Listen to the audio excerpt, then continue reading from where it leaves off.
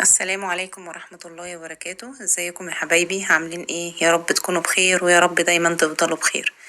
النهاردة جاي اتكلم عن غسالة الاطباق، الزراير ازاي نشغلها، المسحوق وانواعه. المجموعة اللي قدامكم دي مجموعة لوتوفيك لو تعرفوه. انا كنت الاول بجيب فانيش، وطبعا ما عجبنيش خالص. يعني اول ما جبت الغسالة خالص كنت بستخدم فانيش وما عجبنيش، وبعد كده اتجهت ان انا اجيب لوتوفيك.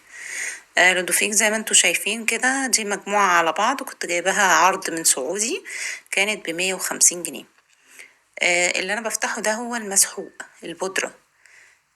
طبعا في مسحوق اقراص، انا جايبة البودرة مع الملمع مع الملح، دول 3 مع بعض كانوا عرض في سعودي ب150 جنيه. هو تقريبا المسحوق لوحده بحاجة و70، الملح ب50، الملمع بحاجة و30. ده لو هتجيبهم فرداني يعني. وطبعا استنوا عروض بقى في سعودي وفي هايبر وفي سوق دوت كوم وكده، وهتجيبوا طبعا بأرخص الأسعار. ده الملمع يا جماعة، واللي فات ده الملح اللي هو الكرتونة الكبيرة دي الملح، وده الملمع. وانا كنت وريتكم قبل كده ازاي بنضيف الملح وازاي بنزود الملمع. دي بقى أقراص فري. دي الأقراص دي مش محتاجة تجيبي المجموعة، دي فيها الملمع وفيها الملح وفيها كل حاجة. هي بتبقى غالية شوية، يعني تقريبا 30 قرص بيبقوا ب100 وحاجة، 104، ده لما بيبقى عليها عرض يعني. زي ما انتوا شايفين القرص بيبقى مغلف، زي ما انتوا شايفين فيه الزيت بتاعه والملح والمسحوق وكل حاجة. احنا بنحط القرص زي ما هو كده، وانا هوريك ازاي بنحط القرص. وهو الكيس ده بيسيح. آه، ده بالنسبة للأقراص. طبعا أنا مش باستمرار بستخدم الأقراص، لأني بستخدم ده مع ده. هنا هوريكم ازاي نحط القرص. شايفين الثلاث شرط دول؟ أول حاجة لازم يكون الدرج ناشف جدا، ما يكونش فيه أي مية، وإلا المسحوق هيلزق في قلب الدرج ومش هيطلع للغسالة. فلازم أنشف المية كويس جدا، وببتدي أحط القرص. الجزء اللي فيه المسحوق يكون في الناحية اللي فيها الثلاث شرط دول. الثلاث شرط دي هدي ظهر المسحوق كده، الحتة اللي فيها المسحوق عند الثلاث شرط دول زي ما انتوا شايفين، وبقفل عليه الدرج زي ما هو بكيسه زي ما هو. انا بستخدم القرص كل فترة لانه بينظف الغسالة وبيروقها وبيخليها زي الفل. ده المسحوق بقى بتاع لودوفيك، انا بفضيه في علبة كرنفاليتا زي ما انتوا شايفين كده، وببتدي احط منه معلقة شاي او معلقتين على حسب المواعين بتاعتك، انتي شايفاها نظيفة مش نظيفة.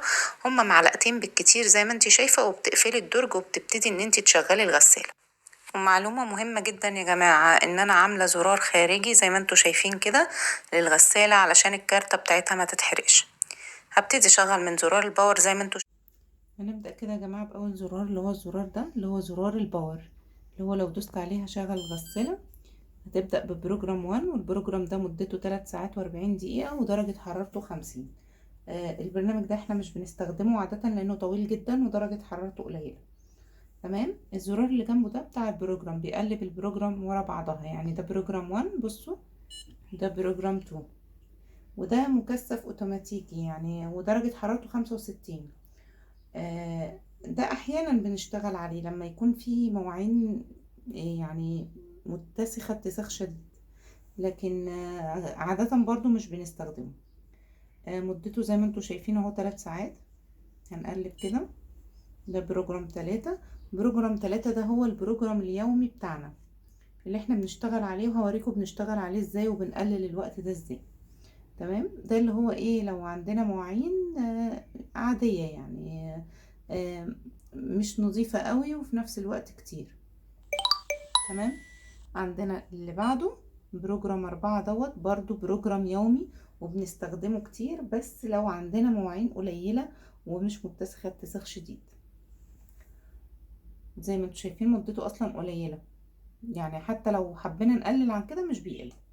طيب اللي بعده البروجرام ده يا جماعة اللي هو السريع، اللي هو مدته نص ساعة. يعني انت مثلا لو عايزة تغسلي غسيل مبدئي كده نص ساعة قبل ما تبتدي دورة كبيرة، بتبدأي تستخدمي البروجرام ده. اللي بعده ده يا جماعة تعقيم. لو انت عايزة تعقمي مثلا حاجات بيبي، عايزة تعقمي بيبرونات، اي حاجة زي من الحاجات دي، وده درجة حرارته 50. واللي بعده برضو تعقيم، يعني ده برضو تعقيم، بروجرام 7 ده تعقيم. بس درجة حرارته اعلى لان درجة حرارته بتبقى 65. تمام. اللي بعده غسل اولي يا جماعة. غسل اولي يعني ايه؟ غسل اولي يعني انت مثلا لو عايزة تعملي مثلا ايه، تنزلي الدهون اللي على المواعين في الاول، وبعد كده تبداي تشغلي دورة طويلة برضو بتعملي كده. وده مدته زي ما انتوا شايفين ايه 10 دقايق. اللي بعده ده التنظيف الذاتي بتاع الغسالة يا جماعة، ان احنا بنعمل دورة تنظيف ذاتي للغسالة. بنختار اخر بروجرام ده ومدته 50 زي ما انتوا شايفين. وهوريكم برضو في فيديو تفاصيل ازاي نعمل دورة غسيل للغسالة كل شهر. تمام. ننتقل بقى على الزرار اللي بعده ده. الزرار ده يا جماعة اللي هو بيقلل وقت البروجرام. انا هطفيه كده وهختار بروجرام اللي انا بشتغل عليه اللي هو بروجرام 3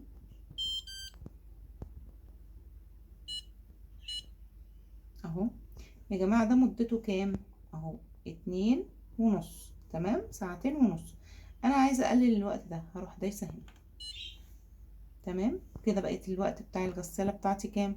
1:39. اوكي. يبقى الزرار ده ايه بيقلل الوقت. طب ولنفرض ان انا عايزة ما استخدمش مسحوق، عايزة استخدم اقراص. الزرار ده بدوس عليه برضو، هو دوسة طويلة بيديني علامة القرص زي ما انتوا شايفين كده. كده يبقى هو مش هيسحب ولا ملح ولا ملمع. تمام. دي علامة القرص اهي. لما دوست دوسة طويلة اما دوست دوسة طويلة على الزرار ده زي ما انتوا شايفين كده اداني علامة القرص، فعلي القرص وهو كده مش هيسحب ولا ملح ولا ملمع. طيب تعالوا نتنقل للزرار اللي بعده. الزرار ده يا جماعة اللي هو مثلا لو انت عايزة تشغلي الغسالة بعد فترة من الوقت. يعني مثلا انت نازلة وعايزة الغسالة متشتغلش دلوقتي، عايزة تشتغل مثلا بعد ساعة مثلا، هتروحي ظابطة المؤقت ده اهو. شايفين؟ نص ساعة اهو، 1:30 كده بتظبطيه وتبدأي ان انت ايه في الوقت اللي انت هتختاريه هتشتغل الغسالة في الوقت ده. تمام. تعالوا نروح للزرار اللي بعده. الزرار اللي بعده ده هو اللي بقى خلاص انت اخترتي البروجرام واخترتي الوقت واخترتي كل حاجة. هو ده بقى اللي هيبتدي يشغل الايه البروجرام. لو دوست عليه الغسالة هتبتدي تسحب وتشتغل. تمام. عايزين نشرح بقى الزرار ده. كده يا جماعة احنا شرحنا الزرار ده والزرار ده وبقية الزراير ما شرحناش الزرار ده. الزرار ده بتاع احنا ما عندناش في الغسالة دي نصف حمولة، بس عندنا ان احنا بنركز الغسيل على رف معين في الغسالة، يا اما الرف الاول يا اما الرف التاني يا اما الرف التالت. تمام. فاحنا الزرار ده هو اللي بيدينا الخيارات دي. طبعا انا لو دوست عليه دلوقتي مش هيديني اي حاجة. ليه؟ لان البروجرام 1 ده ما فيهوش الخاصية دي. لازم اختار بروجرام يكون فيه الخاصية دي او بيدعم الخاصية دي عشان خاطر يشتغل معايا. اهو انا مثلا هختار بروجرام 2. بروجرام 2 بيدعم الخاصية دي. فانا دلوقتي لو عايزة اركز الغسيل على الرف بتاع المعالق اهو، هروح دايسة كده هيظهر لي ان هو هيركز الغسيل على الرف رقم 1. تمام. وهيرجع تاني يجيب لي المدة بتاعت الايه الغسالة عادي. لو دوست عليه كمان مرة رقم ايه 2، ده هيركز كده على الرف التاني. معنى كده ان انا حاطه معظم المواعين في الرف التاني، ومش معنى كده ان هو مش هيغسل بقيه المواعين، لا هيغسل كل الارفف، بس هيركز قوي النظافه والميه على الايه على الرف رقم 2. لان زي ما قلت لكم احنا ما عندناش النصف حموله، احنا عندنا ان احنا بنركز على رف محدد. لو دوست كده كده هيركز على الرف التالت. تمام. طيب هو نفس الزرار بعمل منه لوك الاطفال. لو دوست عليه دوسه طويله زي ما انتوا شايفين كده ظهر لي هنا زي مفتاح كده، معنى كده ان ده لوك اطفال. لوك اطفال يعني بيعمل امان ان الطفل ما يعرفش يفتح الباب. تمام. برضو دوسة طويلة كده هيلغي اللوك بتاع الاطفال. دي اسمها الزرار ده بتاع الثري زون، او يعني الزون او المنطقة اللي انت عايزة تركزي عليها الغسيل اكتر. تمام. ناس كتير كانت بتسأل على الزرار ده وعلى الزرار ده. الزرار ده شرحته والزرار ده شرحته بالتفصيل. لو في اي اسئله او حابين تعرفوا اي معلومه يا ريت تبعتولي في تعليقات. ما تعمل اند بروح على الزرار اللي في الحيطة اللي انا وريتهولكوا في اول الفيديو، بطفيها منه. ده ضروري جدا طبعا بعد ما اطفي من زرار الباور اللي في الغسالة نفسه. مهم جدا الزرار اللي في الحيطة ده يا جماعة، عشان كارتة الغسالة بأكد عليه أكتر من مرة، علشان كارتة الغسالة معاكي تفضل سليمة وما تتحرقش لازم تعملوا الزرار الخارجي ده. بعد ما بتطفيه كده تمام، احنا في الأمان. بتبتدي بقى تفتحي باب الغسالة وتوربيه، علشان خاطر أي نقط مية موجودة أو أي مواعين، حتى لو هي فيها مواعين المواعين تنشف. هي دلوقتي كانت بتعمل تنظيف ذاتي، فكده برضو هي هبتدي ان انا وارب باب الغسالة علشان ما تصديش بسبب المية اللي فيها تنشف بقى. اتمنى لو كنت في أتمنى تشتركوا في القناة وتفعلوا الجرس علشان يصلكم كل جديد، والسلام عليكم ورحمة الله وبركاته.